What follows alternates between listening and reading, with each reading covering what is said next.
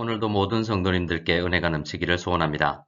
함께 묵상하실 말씀은 고린도후서 3장 1절에서 9절 말씀입니다. 같이 말씀을 읽겠습니다. 우리가 다시 자천하기를 시작하겠느냐? 우리가 어찌 어떤 사람처럼 추천서를 너희에게 붙이거나 혹은 너희에게 받거나 할 필요가 있느냐? 너희는 우리의 편지라 우리 마음에 썼고 무사람이 알고 읽는 바라. 너희는 우리로 말미암아 나타난 그리스도의 편지니 이는 먹으로 쓴 것이 아니요 오직 살아계신 하나님의 영으로 쓴 것이며 또 돌판에 쓴 것이 아니요 오직 육의 마음판에 쓴 것이라. 우리가 그리스도로 말미암아 하나님을 향하여 이 같은 확신이 있으니 우리가 무슨 일이든지 우리에게서 난 것 같이 스스로 만족할 것이 아니니 우리의 만족은 오직 하나님으로부터 나느니라. 그가 또한 우리를 새 언약의 일꾼 되기에 만족하게 하셨으니 율법 조문으로 하지 아니하고 오직 영으로 함이니 율법 조문은 죽이는 것이요 영은 살리는 것이니라. 돌에 써서 새긴 죽게 하는 율법 조문의 직분도 영광이 있어 이스라엘 자손들은 모세의 얼굴에 없어질 영광 때문에도 그 얼굴을 주목하지 못하였거든. 하물며 영의 직분은 더욱 영광이 있지 아니하겠느냐. 정죄의 직분도 영광이 있은즉 의의 직분은 영광이 더욱 넘치리라. 아멘. 오늘도 개인 기도 시간 전에 이 설교 말씀을 들으시는 성도님들은 아마도 신앙생활을 하신 경력이 꽤 오래 되셨을 것이라고 생각합니다. 신앙생활을 하다 보면 우리는 상당히 혼란스러울 때가 있죠. 교회마다 직분에 대한 이름도 다르고 예배의 스타일도 다르기 때문에 우리처럼 여러 지역의 다양한 신앙적 배경을 가지고 신앙생활을 하다가 오신 분들이 모인 공동체는 그러한 혼란이 가중되는 경우도 있습니다. 지난 주일 몇 분과 중보기도라는 용어에 대해서 함께 이야기를 나누었는데요. 어떤 교회에서는 사용하면 안 된다라고 하고 어떤 교회에서는 사용해도 된다고 하니 성도들은 어느 장단에 맞춰야 할지 혼동이 된다고 합니다. 물론 대부분의 문제는 기독교 신앙의 핵심적인 것보다는 주변적인 것이어서 대충 적응하면서 신앙생활을 하게 되죠. 2장 17절 말씀을 보면 고린도 교회 안에도 혼란스러움이 있었던 것 같습니다. 고린도 교회는 사도 바울 선교 일행이 개척을 하여 세웠습니다. 그리고 그곳을 떠난 이후에 교회 안에 여러 말씀 사역자들이 왔습니다. 그런데 새로 온 사람들이 가르치는 것이 사도 바울이 가르치던 것과는 달랐습니다. 사도 바울은 크게 중요한 일이 아니다라고 가르쳤지만 다른 사역자들이 와서 아주 중요한 문제다라고 주장했던 것입니다. 사도 바울은 지금 고린도 교회가 혼란 가운데 있음을 지적하고 있습니다. 하나님의 말씀이 혼잡하게 되면 당연히 교회도 혼란 가운데 들어가게 될 것이기 때문에 그렇습니다. 어떤 말씀을 전하는 사람들이 고린도 교회에 와서 말씀 사역자는 추천서가 중요하다라는 것을 가르쳤나 봅니다. 성도 전부는 아니라 할지라도 일부 성도들은 그들의 말에 동조를 했던 것 같죠. 추천서가 중요하다고 생각하는 사람들의 말을 들어보니 사도 바울은 교회를 개척하고 1년 6개월이 넘게 사역을 했지만 바울의 추천서는 교회에 없었다라는 것입니다. 바울의 사도성까지도 의심하게 된 상황이 펼쳐지게 된 것입니다. 당시 헬라 사회에서는 요즘처럼 신분증 제도가 잘 발달되어 있지 않았고 먼 지역에서 온 사람이라면 그 사람의 신분과 교회라면 신학을 점검하기 어렵기 때문에 유명한 사람의 추천서를 가지고 다니는 사람들이 있었습니다. 그러면서 고린도 교회 안에서도 사역자가 사역을 하기 위해서는 유명한 사람들의 추천서가 필요하다라는 인식이 생겨났던 것입니다. 사도 바울이 무엇이 중요한지 다시 생각해보라 라고 오늘 말씀을 통해서 이야기합니다. 사도 바울 자신은 일부 고린도 교회 성도들의 요구처럼 자천하거나 유명인의 추천서를 받아서 제시할 필요가 없다라고 이야기하고 있습니다. 추천서를 요구하는 교회에 불만을 제기하는 것은 아닙니다. 교회라는 공동체를 만드신 하나님 아버지의 마음을 깨달아서 교회를 운영할 필요가 있다라고 이야기하고 있는 것입니다. 실제적으로도 사역자들의 검증은 종이에 담을 수 없는 것이 대부분이죠. 저도 개인적으로 추천서를 써주거나 추천서를 받아본 적도 있습니다만 사람은 경험을 통하여 아는 것이 더 중요하지 종이에 써 있는 이력서나 추천서로 사람을 다 알 수가 없습니다. 이력서나 추천서는 사실 필요한 경우가 많이 있지만 지금 사도 바울이 지적하는 것은 그들이 요구하는 것이 복음 안에서 사고한 결과가 아니라 세상의 기준이 교회에 들어와 있어서 그 세상적 기준이 교회에 영향을 끼치고 있음을 지적하고 있는 것입니다. 사도 바울은 자신의 추천서는 이미 제출되었다라고 또한 이야기하고 있습니다. 바로 고린도 교회 성도들이 사도 바울의 추천서라는 것이죠.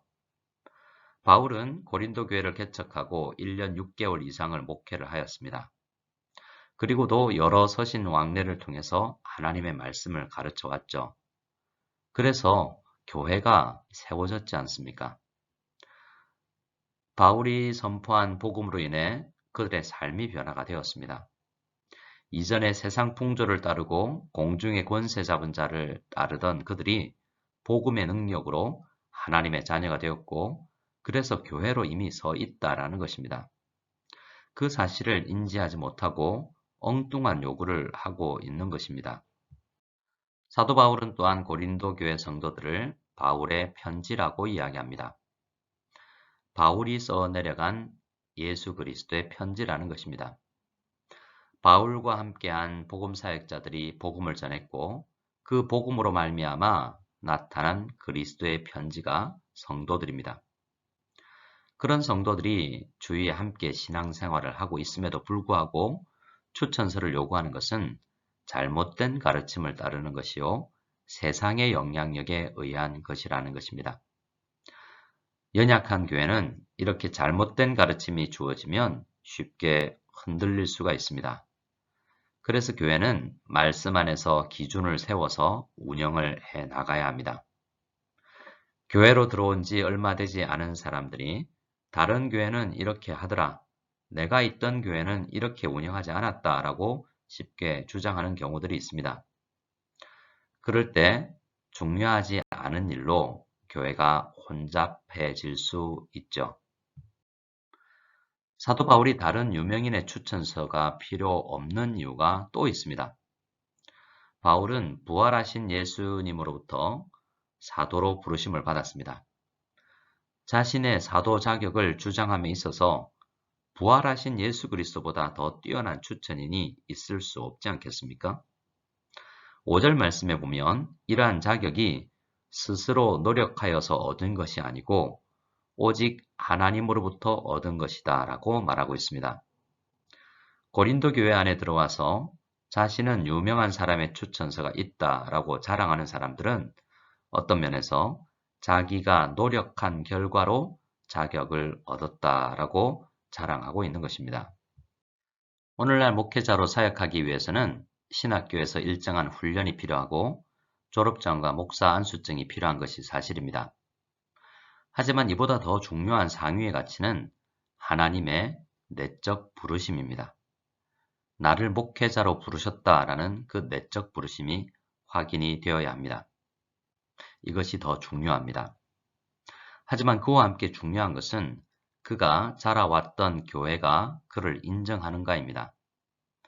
그래서 정상적인 방법이라면 나 혼자 은혜 받고 신학교를 가는 것이 아니라 교회가 그를 인정하여서 신학교에 보내는 것이죠. 신학교에 위탁하여서 교육을 받게 하는 것입니다. 그 이후에 노회가 목사 고시를 통하여서 목사의 소양을 확인하고 또한 교회가 청빙 과정을 통하여서 그의 온전한 외적 부르심이 확인되는 것입니다.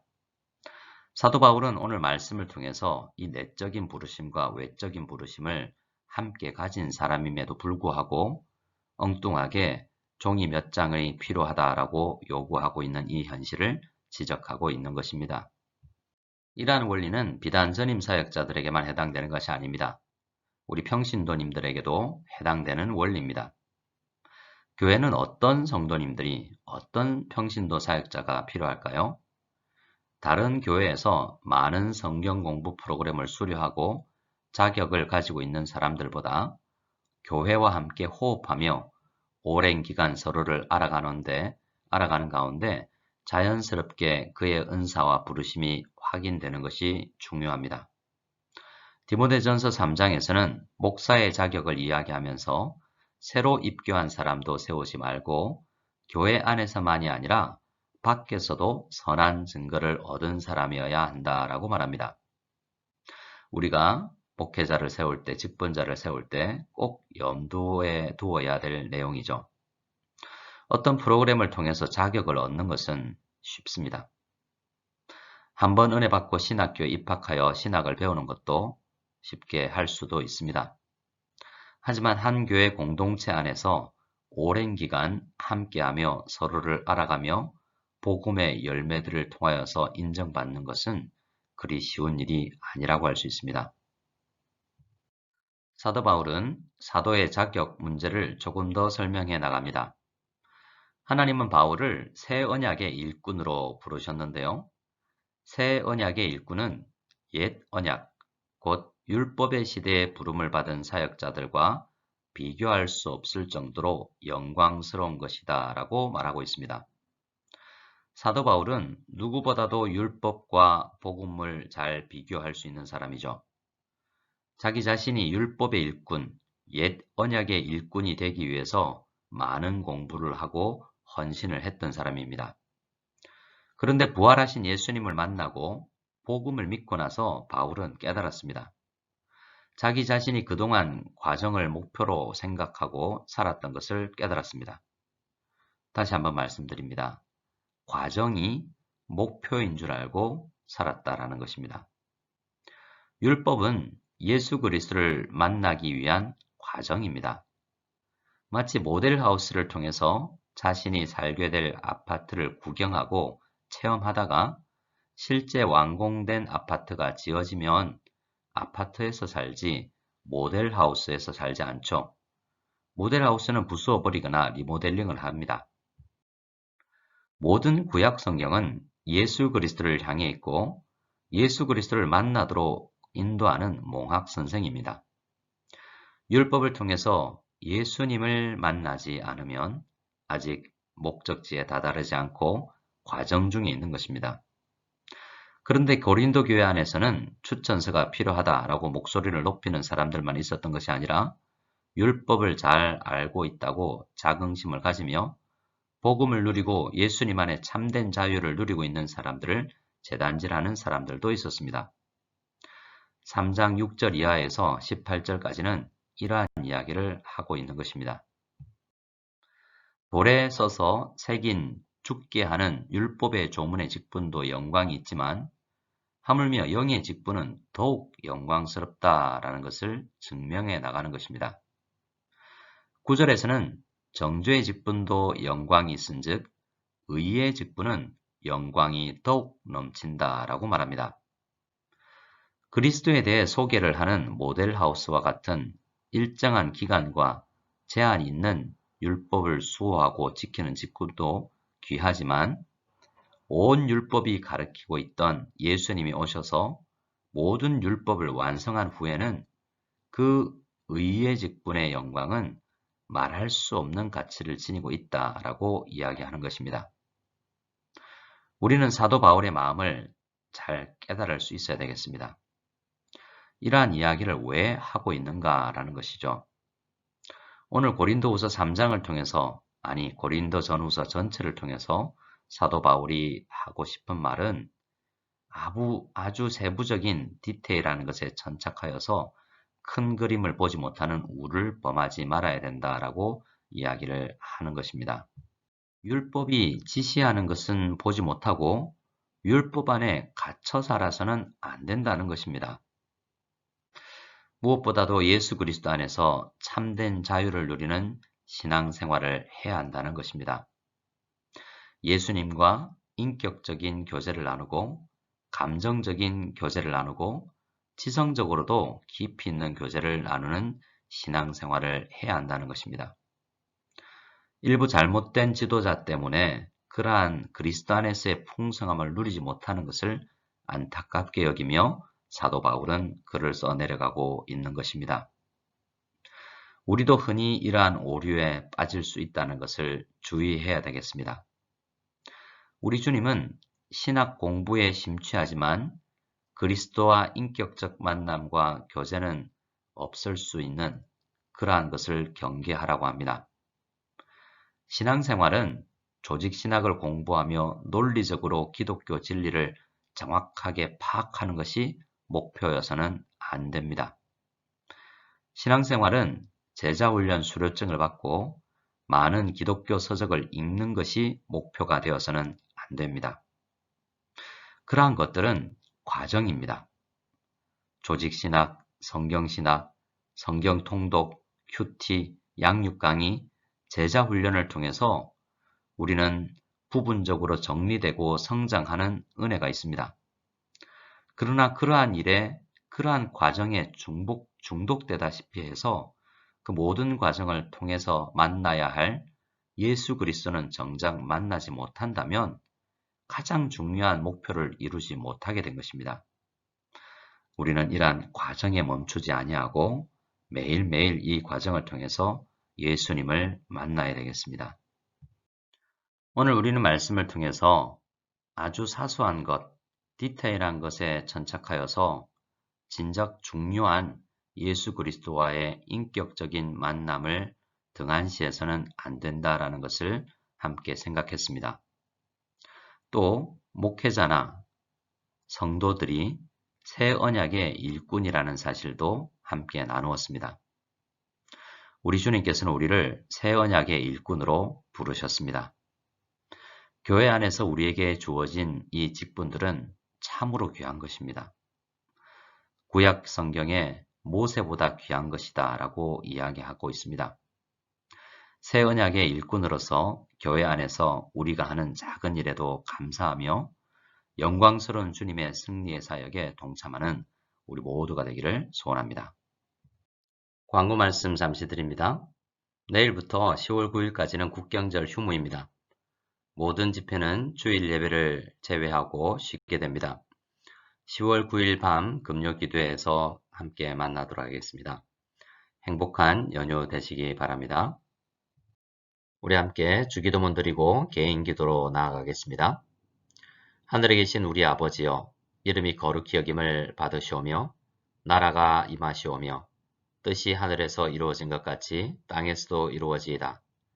오늘 우리에게 일용할 양식을 주시옵고 우리가 우리에게 죄 지은 자를 사하여 준 것 같이 우리 죄를 사하여 주시옵고 우리를 시험에 들게 하지 마시옵고 다만 악에서 구하시옵소서. 나라와 권세와 영광이 아버지께 영원히 싸움나이다. 아멘.